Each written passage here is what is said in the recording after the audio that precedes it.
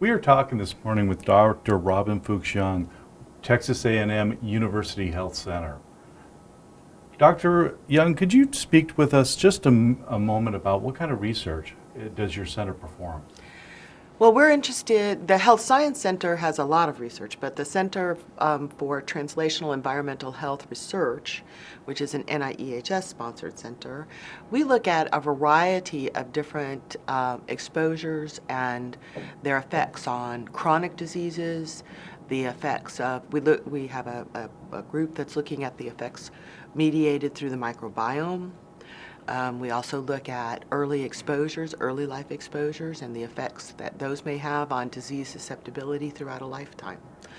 So we have, it's a fairly broad center focused on a variety of aspects of environmental health science. You mentioned the National Institute of Environmental Health Sciences. How many centers do they support, and how broad is their research agenda? Well, the research agenda is broad but focused. It sounds a little, it's focused on certain aspects of environmental health science, but it's broad enough to incorporate many of the important types of exposures that can affect disease susceptibility in humans. And so there are, let's see if I get this right. The number of centers changes over time because new centers come in, some centers leave. But at the current time, we have 22 what they call core centers, and I believe it's 13 environmental health centers. But there are other centers that are funded by the NIEHS as well. And a great place to get a real good overview of that is at niehs.nih.org. And that gives a really nice description of all of the wonderful things that they have going on through a variety of grantees all over the country. What are the grantees? Are they mostly universities, or are they other types of schools? They're mostly research intensive in universities, like I said, all over the country. But we have center at Texas A&M, there are ones at the University of Cincinnati, there are ones at just all over the country, in New York and California and in Iowa and a variety of other places. So these are competitive grants, so groups, collaborators get together at the university and they apply for these. It's a competitive process, and so. What would be the difference that the environmental health funded support would be from just regular public health or chronic health? That's a great question. Mostly, as the name implies, it's the focus on the interaction between the environment, individual susceptibilities, and how those relate to susceptibility or disease risk.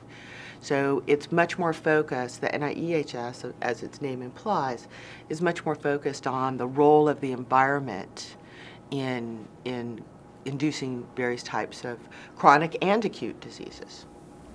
What impact does the environment have on such diseases? It can have a huge impact.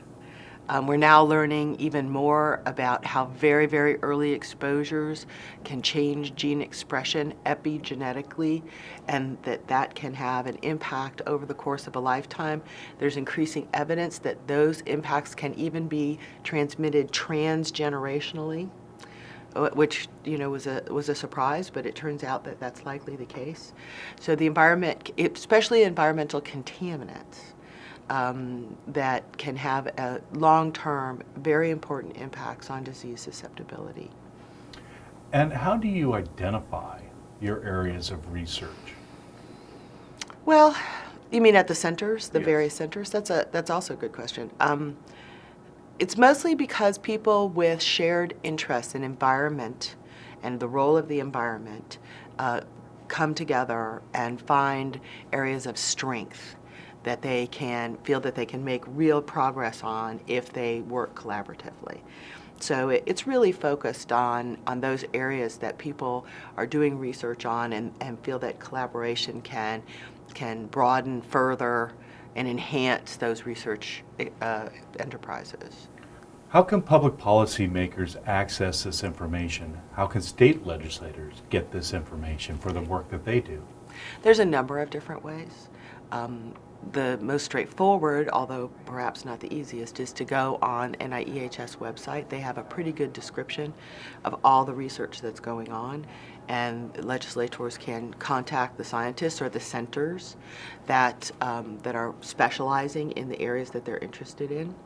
The other opportunity is the one that we're doing here at the summit this year, which is to provide information about particular areas that we anticipate will be of interest, and letting the participants know about who they can contact. All of the centers within the NIEHS family also have outreach and community engagement programs. They're sometimes called something a little bit different, but they are all designed to interact with various audiences, including state policymakers. So going through the community outreach and engagement programs, the community engagement cores of the Superfund centers, and every type of center has a community engagement or outreach component, and those folks are ready, willing, and desirous of talking to state legislators and other policymakers. Well, on behalf of the National Conference of State Legislatures, I would like to thank Dr. Fuchs-Young for being with us today. Thank you.